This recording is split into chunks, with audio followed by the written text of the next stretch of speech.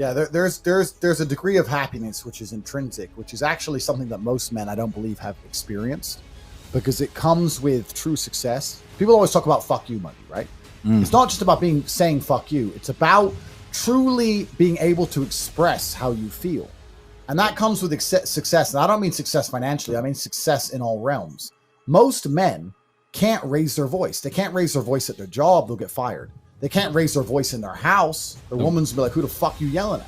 They can't raise their voice at anyone. They're not allowed to be angry and someone to give a shit, right?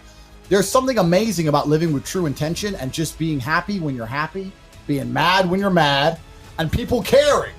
If we get mad, people are like, shit, he's mad. You know, you know what I'm saying? Imagine being a full-grown man and being furious and going, better shut up. Yeah, or this 115-pound woman might leave. You know what I'm saying? So yeah, absolutely. You can't go back from that. Once you can live with true intention and like a true heart, it's a beautiful thing. And most men, especially, you suppress yourself. You don't live that way. You're not allowed to. Society doesn't want to. Your circumstances don't allow you. And that's something once you've gone to, you can't go back to. I'm allowed to be miserable if I decide to be. You understand? It's a beautiful thing. And that's why I used to get mad, because I never believed that those men were living a life they wanted to live. They simply would choose to suppress themselves into believing the bullshit. And for that reason, I would hold my breath. No, you nailed it. And that's where it comes with a degree of success. And when you're talking about what you couldn't live without, one of the greatest things about being rich is not having money. It's just about being able to say, you know what? I could make $1 million if I worked with that person, but I don't like that person. Oh, that person's a big podcaster. I don't like them. Oh, but Andrew, he could put you on. I don't need money. I don't like you. It's just like, fuck you. I don't need you. Like, it's being true to yourself and true to your intent. And once you're true to your intent, I also believe, if we're going to get spiritual, I believe you get closer to God. I believe you become a better person. You're a better person when you don't go through life lying. Most men are going through life putting on a face they don't want to put on, saying things they don't want to say, repeating things they don't believe. And we all know that lies are a sin, gentlemen. And you are lying to yourself and everyone around you.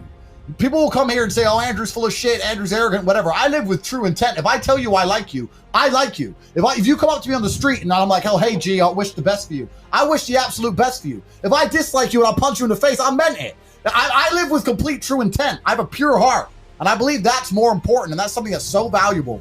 Most men don't even know how that feels. And call your friends out on this, because the mask will slip. The mask will slip occasionally. How many of you, 8,000 people watching, I refuse to believe that some of you aren't sitting drinking with your friends sometimes, and your friends are sitting there like, oh man, I hate my wife. I don't want to go home tonight. So awesome. Fucking tell your wife what she's doing wrong. Call him out. Tell him to fucking man up and say his opinion, because the mask slips off all of these people.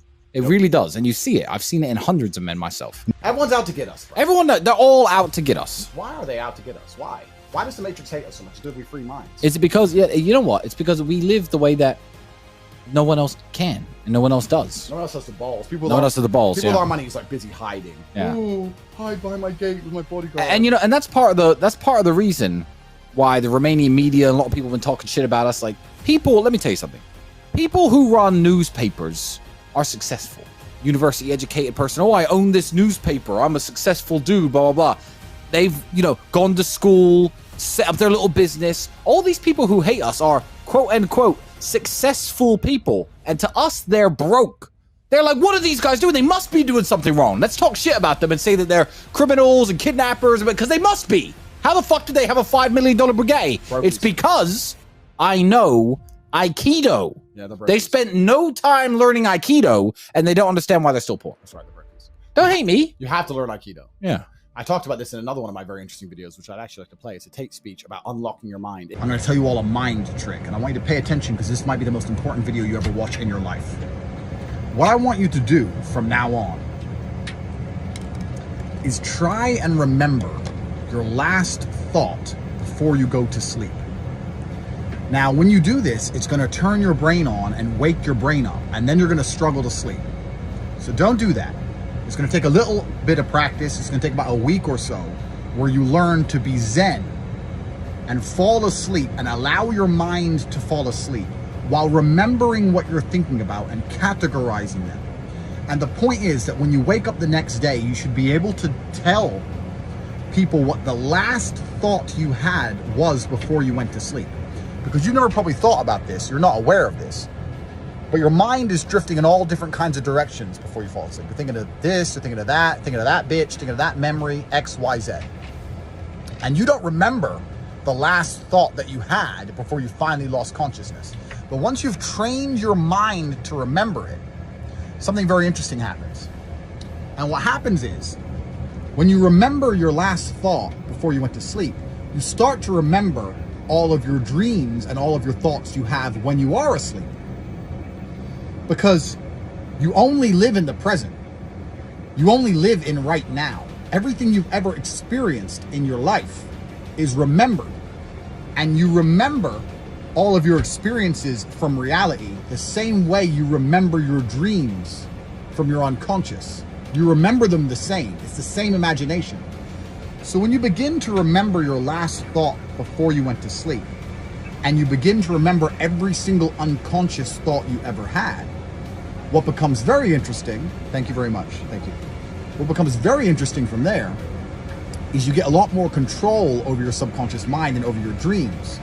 You get the ability to affect your dreams with your mind. You become a lucid dreamer like I am. I can't have a nightmare because if I start to dream of something which is less than perfect, in my dream, I just click my fingers or do some Aikido and change it. If my plane starts to crash, in my dream, I click my fingers and I have a parachute. I control my dreams. I control my mind absolutely. Now, what's really interesting is this. If you remember your entire life, your awake, your conscious experiences, the life you've lived that you remember is all inside of your mind as memories. But if you start to remember all of your dreams without fail, and these are dreams that you can affect in real time, you now get to remember and have a catalog in your mind of an entire life as a superhero. I have lived an entire life in my subconscious while I was asleep as a superhuman. I have all of the memories. I have years of memories of living a life in which I could fly. Call me crazy. I know you're sitting here. Some of you will not understand what I'm talking about. Some of you will understand what I'm talking about. But the point is that my mind has two lives in it. I have my conscious life and my unconscious life. I've lived both. I remember them the same. I have trained my mind to do this. So in my living years, in my human experience, I've lived twice as long as you have. This is why I know twice as much as you know. I've lived more life, and I've lived more life inside of my mind because my mind has been trained. Do you understand?